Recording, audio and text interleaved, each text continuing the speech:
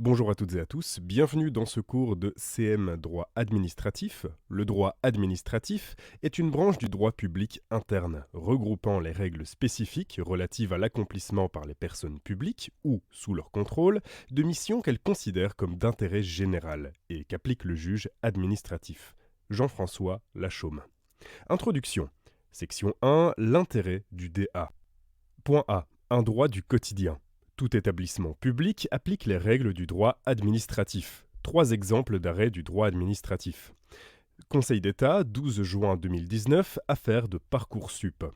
À la demande d'une requête formulée par l'UNEF, PS utilise des algorithmes. L'UNEF voulait avoir accès à ce dernier. Un recours est donc formulé, le domaine du droit administratif, car on demande de communiquer quelque chose à une administration. En l'espèce, le juge rejette la demande de l'UNEF. L'université doit seulement communiquer des critères généraux, pas les raisons précises de pourquoi est-ce que tel ou tel élève est pris. Le Conseil d'État, 21 mai 2019, c'est une affaire relative à la décision prise par le gouvernement d'augmenter les frais d'inscription pour les étudiants étrangers. Recours formulé par l'Union nationale des étudiants en droit, gestion AES, sciences économiques, politiques et sociales. En l'espèce, l'association requérant évoque le principe de rupture d'égalité car les étudiants français et européens sont traités différemment. Le Conseil d'État n'ordonne pas la suspension de cette mesure et ne reçoit pas l'argument puisqu'il y a une différence de situation entre les étudiants français et européens. Et les étudiants étrangers, ils n'ont pas de vocation à rester en France après leurs études, donc ils ne payent pas d'impôts. Le Conseil d'État du 16 avril 2019. Une affaire relative aux chambres d'écrou, donc qui est formulée par Madame B. En l'espèce, l'étudiante est expulsée d'une chambre qu'elle occupe sans payer. Elle saisit le juge administratif et demande de suspendre la décision d'expulsion et invoque le fait qu'en période hivernale, on n'expulse pas les personnes occupant illégalement un logement. Une période de trêve hivernale. Le juge rejette sa demande, car elle occupe une chambre d'une administration publique. Le droit civil fixant la trêve hivernale ne s'applique pas. On fait recours au droit administratif. Point B. Un droit au cœur de l'actualité. Toute une série d'affaires médiatisées posent les enjeux du droit administratif. Conseil d'État, 6 mai 2019. Affaire des vaccins obligatoires, requête formulée par la Ligue nationale pour la liberté des vaccinations, certaines épidémies réapparaissent car les parents ne vaccinent plus leurs enfants. Désormais, 11 vaccins sont devenus obligatoires. En l'espèce, l'association a formé un recours contre le décret fixant la liste des vaccins obligatoires. En invoquant le droit de libre disposition de son corps, elle considère que c'est une atteinte à l'intégrité physique. Le juge rejette la demande en affirmant que cette atteinte à l'intégrité physique est justifiée car l'intérêt supérieur est celui de la santé publique, le contrôle de proportionnalité entre la protection des choix personnels et des intérêts collectifs. Une atteinte à un intérêt privé peut être justifiée si elle est légitime, adaptée et proportionnée par rapport à l'objectif poursuivi. Conseil d'État, 1er février 2019. Affaire relative à l'interdiction des LBD flashball en manifestation de GJ. En l'espèce, demande déposée par la Ligue des droits de l'homme, donc des droits humains, et de la CGT, pour avoir l'interdiction de l'utilisation des LBD en marge des manifestations GJ. Le juge administratif rejette la requête et considère qu'en l'occurrence, les textes sont suffisamment précis quant à l'utilisation de ces LBD, et veut laisser aux forces de l'ordre la possibilité de se défendre et de maintenir l'ordre tellement les manifestations ont été violentes. Le juge administratif valide-t-il donc toutes les décisions du gouvernement ? CE, donc Conseil d'État du 23 avril 2019, affaire relative au rapatriement des familles djihadistes en Syrie, Mademoiselle A et Al. À l'heure actuelle, un certain nombre de membres de familles de djihadistes vivent dans des camps de réfugiés et sont exposés à des dangers. Ces membres de famille essaient d'organiser leur rapatriement en France, sauf que la plupart du temps, elles sont en manque de papiers. En l'espèce, ces familles demandent au juge administratif de fixer des mesures pour qu'ils soient rapatriés en faisant référence à un pacte international qui va être relatif aux droits civils et politiques qui dispose que toute personne de nationalité a le droit de rentrer sur le territoire de son pays. Le juge administratif affirme que, ici, il ne s'agit pas de laisser entrer les personnes sur le territoire, mais bien d'organiser les retours des camps. Il dit que tout ce qui concerne le rapatriement ne peut pas faire l'objet d'un recours contentieux, c'est un acte du gouvernement. Le droit administratif, même devant la cassation, la Cour de la cassation. La Cour de cassation, le 28 juin 2019, affaire Vincent Lambert. Le Conseil administratif de Paris se déclare compétent parce qu'il s'agit donc d'une voie de fait qui est contestée. Parfois, le juge judiciaire peut statuer pour certaines questions administratives. La décision d'interrompre les soins de V. Lambert est une question qui a été validée par le juge administratif, et l'arrêt de ces soins ne constitue pas une affaire qui peut être examinée par le juge judiciaire. Section 2. Principes et organismes. Pourquoi un droit administratif ? Point A. La loi des 16 et 24 août 1790. On ne veut pas répéter les échecs de l'arrêté royal, où les pouvoirs étaient confondus dans les mains du roi. Or, si on donne au juge le pouvoir de juger l'administration, alors on lui confère un pouvoir de contrôle sur le pouvoir exécutif. La manière dont on interprète le principe des séparations des pouvoirs ne s'accommode donc pas d'un juge qui peut juger l'administration. On retient donc que juger l'administration, c'est encore administrer. Le principe des séparations des pouvoirs exige que l'on sépare strictement l'exécutif et le judiciaire. Cette idée est présente dans les lois du 16, vote, et 24, promulgation, août 1790, qui dispose dans son article 13 que ces deux fonctions, exécutif et judiciaire, sont strictement séparées. L'administration ne peut pas être jugée par un juge. Ensuite, ce contentieux sera conféré à l'administration même. On a donc aménagé un système de contrôle interne par voie hiérarchique. L'État n'est pas un simple particulier que l'on peut traiter au greffe, gambetta. Ça veut dire que c'est un principe de justice retenu selon laquelle, lorsqu'on conteste une décision de l'administration, alors on formule notre recours devant le supérieur hiérarchique de l'auteur de la décision. Point B. L'œuvre napoléonienne. Ce système est perfectionné par Napoléon, car en 1799, il crée le Conseil d'État et constitue également des conseils de préfecture devant chaque préfecture. CF, l'article 52 de la Constitution de l'an 8. Le Conseil d'État va se manifester par l'examination de projets de loi et de décrets et résolu les difficultés qui s'élèvent en matière administrative. Ça intervient en cas de contentieux. Le système de justice retenu, c'est une décision rendue par un ministre-juge. Ce système est critiqué par exemple par André Dupin en 1829. Pas de transparence, publicité, pas de caractère contradictoire. Malgré cela, il résiste, mais deux changements majeurs. Point C, 1872 et 1873. L'avènement de la justice administrative et du droit administratif moderne. La loi du 24 mai 1872, toujours en vigueur dans sa grande architecture, met fin au système de justice retenu. Article 9, le Conseil d'État statue souverainement sur les recours en matière contentieux et sur les demandes en annulation pour excès de pouvoir. Désormais, un juge indépendant statuera en matière de contentieux administratif, le CE. Passage de la justice retenue à la justice déléguée. On statue au nom du peuple et non pas au nom du chef de l'État. On crée désormais deux ordres juridictionnels, juge judiciaire, en parallèle avec le juge administratif. Pour trancher de quelles compétences on parle, on crée le tribunal des conflits. Tribunal correctionnel, 8 février 1873, affaire Blanco. Agnès Blanco est blessée lorsqu'elle joue devant une manufacture, appartient à l'État de tabac de Bordeaux. Un ouvrier fonctionnaire pousse un wagonnet et la fille se blesse suite à un choc. Les parents saisissent le juge civil, mais le préfet redirige l'affaire vers le tribunal administratif. Le tribunal correctionnel se prononce et affirme deux choses essentielles.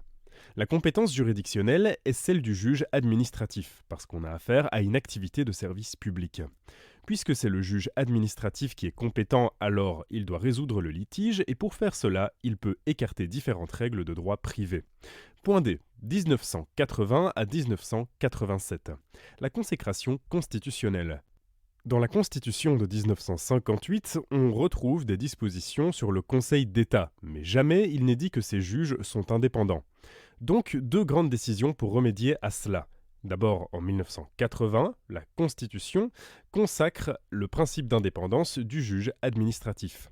Et en 1987, la Constitution constitue et pose le principe selon lequel le juge administratif a une compétence exclusive pour connaître de certains contentieux et plus particulièrement celui de la reformation ou alors de l'annulation des actes ris par les autorités investies de prérogatives de puissance publique.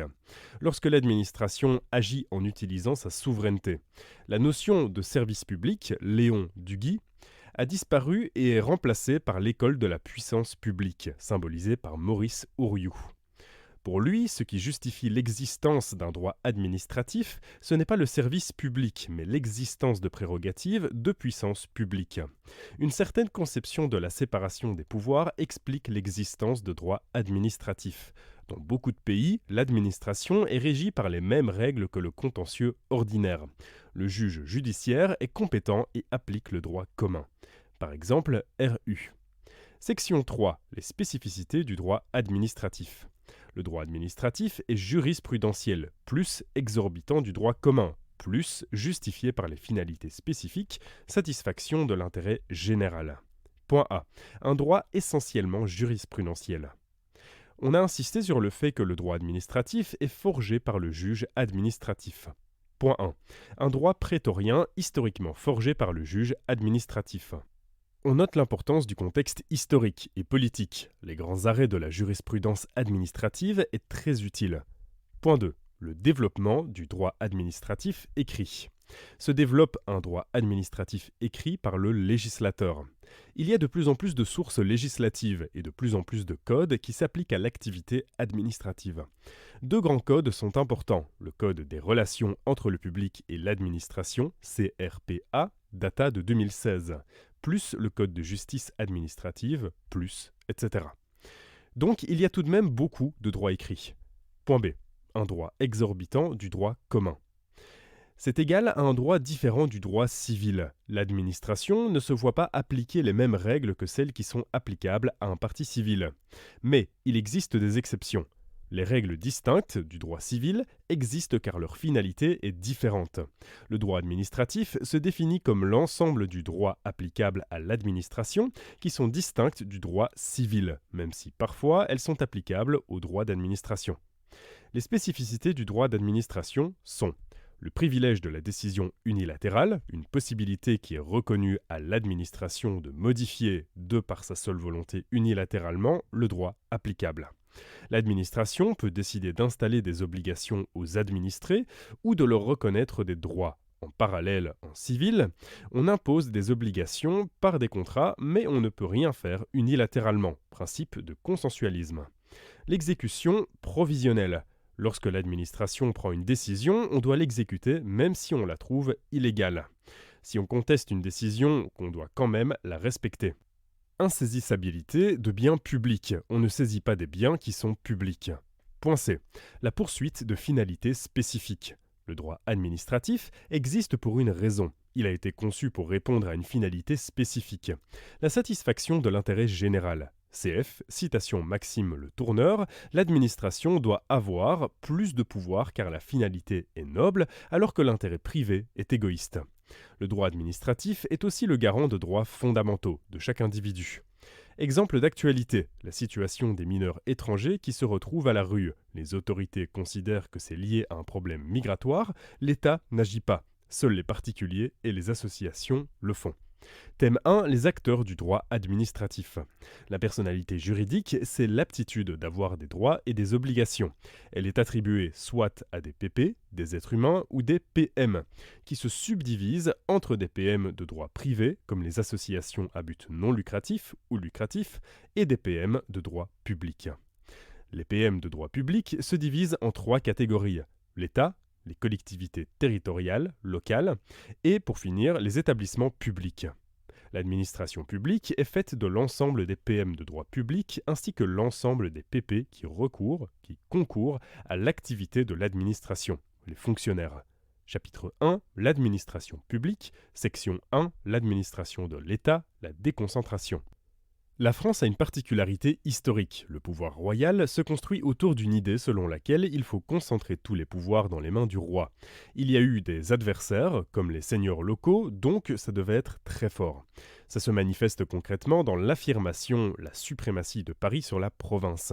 On met en place donc un modèle centralisé. La centralisation, c'est cette idée que les ordres doivent venir d'en haut, de la capitale, et doivent s'affirmer de la même manière sur l'ensemble du pays. Concentration des pouvoirs entre les mains des organismes centraux. Les agents de l'État, présents en province, relayent seulement ces ordres venant d'en haut. L'avantage de ce système, c'est que pour les administrés, une égalité est assurée sur l'ensemble du territoire. Cependant, il y a des risques.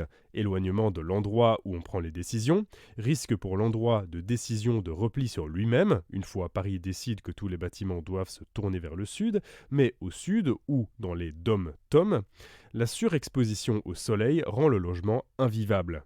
Il faut donc mettre en place un rapprochement de l'administration vers les administrés.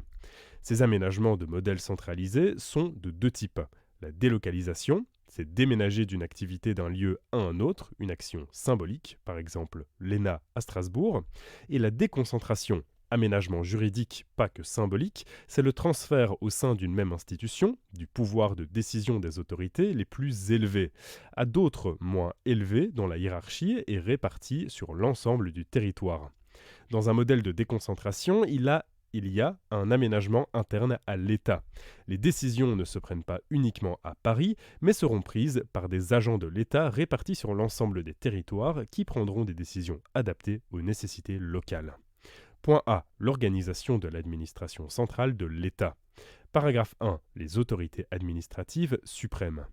La constitution de la 5e est assez ambiguë car elle désigne 2 personnes à la tête de l'État, régime bicéphale. Le président est doté d'une légitimité très forte, mais le Premier ministre est chef du gouvernement et responsable devant le président. Lorsqu'on pense aux autorités administratives suprêmes, il faut donc penser au président, au Premier ministre et au ministre. Le rôle du Premier ministre est d'autant plus important car juridiquement, c'est lui qui dirige l'administration, article 20 de la Constitution. Le président a aussi des attributions importantes en matière administrative.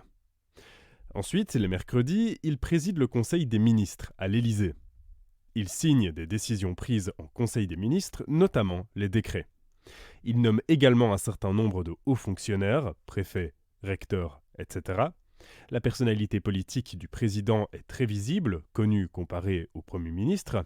Le président prend donc des décisions politiques et le Premier ministre joue le rôle d'un simple collaborateur. Expression de Jacques Chirac.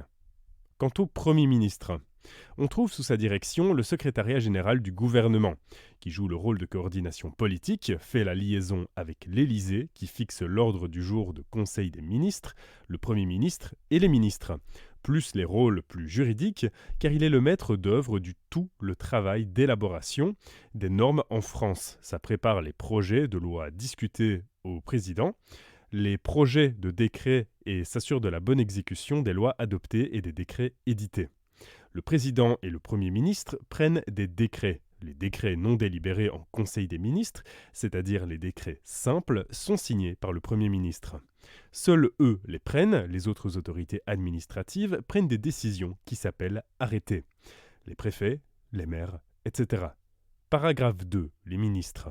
La particularité française, c'est que le nombre de ministres n'est pas fixé dans la Constitution. Chaque gouvernement peut décider du nombre de ministères et également de leurs attributions. La répartition va être négociée entre le président et le Premier ministre. Ce qu'on voit constamment, c'est que l'organisation, la structure des ministères, est toujours fixe en forme de diagramme.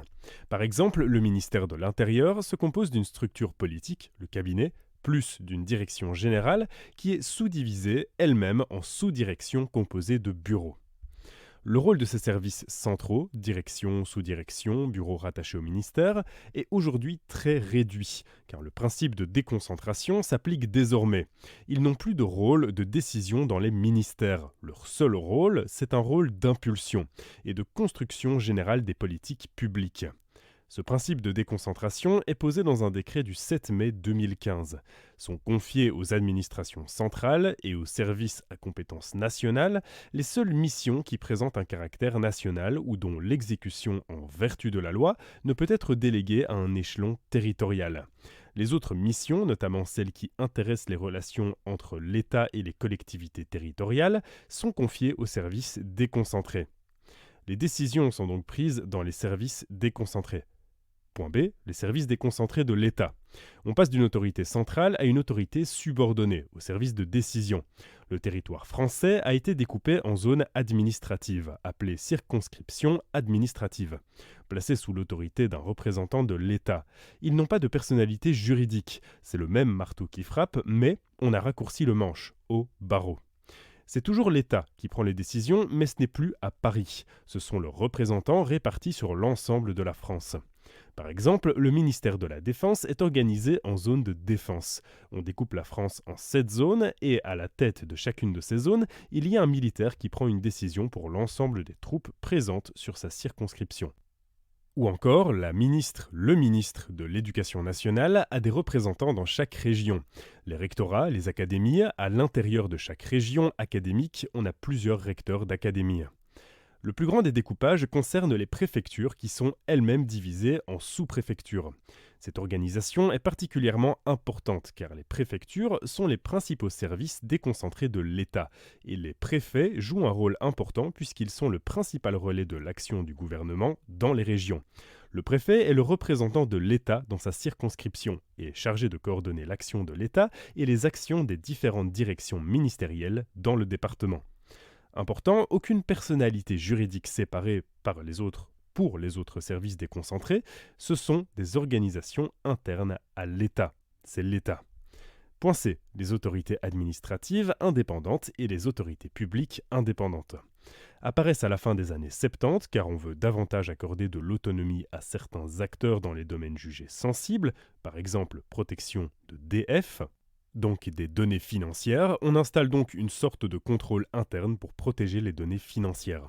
Une administration indépendante est un oxymore. Une administration est interne à l'État, est instituée pour exercer leur activité au sein de l'État, mais sont techniquement indépendantes car elles ne reçoivent pas des ordres du gouvernement, du chef de l'État. Elles ont une certaine autonomie dans leur mode de fonctionnement.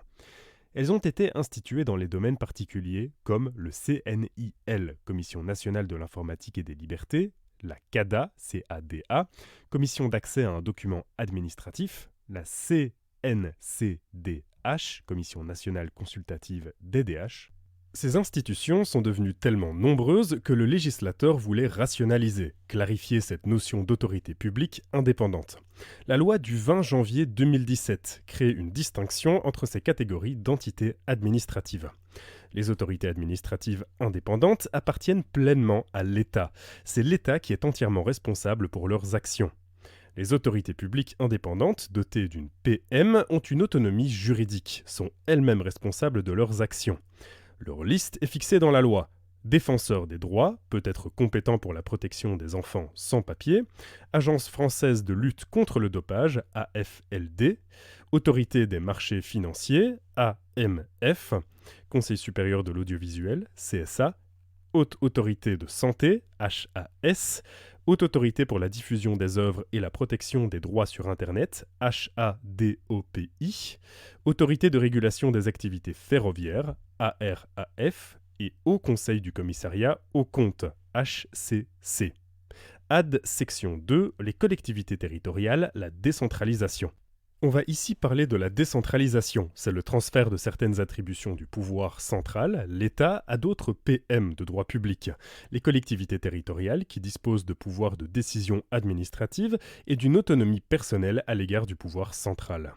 La grande différence avec la déconcentration, c'est que pour la déconcentration, on parle seulement d'une réorganisation interne, alors qu'avec la décentralisation, l'État transfère certaines de ses attributions à des entités externes à lui, dotées d'une personnalité juridique d'autant plus. Circonscription administrative de l'État, c'est différent des collectivités territoriales. Même si quelquefois une même zone géographique peut être le siège de deux simultanément, par exemple pour les préfectures, circonscriptions étatiques sans personnalité juridique, qui ont les mêmes frontières que le département étant une collectivité territoriale, dotée d'une personnalité juridique. Ou comme pour le maire, qui peut agir à la fois pour le préfet en tant qu'agent de l'État, pour les inscriptions des enfants à l'école ou le mariage, constat de naissance. Que sont ces collectivités locales ? L'article 72 de la Constitution, les collectivités territoriales de la République, sont les communes, les départements, les régions, les collectivités à statut particulier et les collectivités d'outre-mer régies par l'article 74. Toute autre collectivité territoriale est créée par la loi, le cas échéant en lieu et place d'une ou de plusieurs collectivités mentionnées au présent alinéa. Les collectivités territoriales ont vocation à prendre les décisions pour l'ensemble des compétences qui peuvent, le mieux, être mises en œuvre à leur échelon. Dans les conditions prévues par la loi, ces collectivités s'administrent librement par des conseils élus et disposent d'un pouvoir réglementaire pour l'exercice de leurs compétences, posent plusieurs principes. Principe de subsidiarité, idée selon laquelle les autorités locales sont mieux placées pour prendre les décisions concernant les besoins locaux. Ce n'est que par exception que les autorités supérieures retrouveront leurs compétences. L'échelle de base est donc a priori l'échelle locale, mais l'État garde la loi, donc c'est lui qui fixe leur domaine d'action. Principe de démocratie locale, élection locale.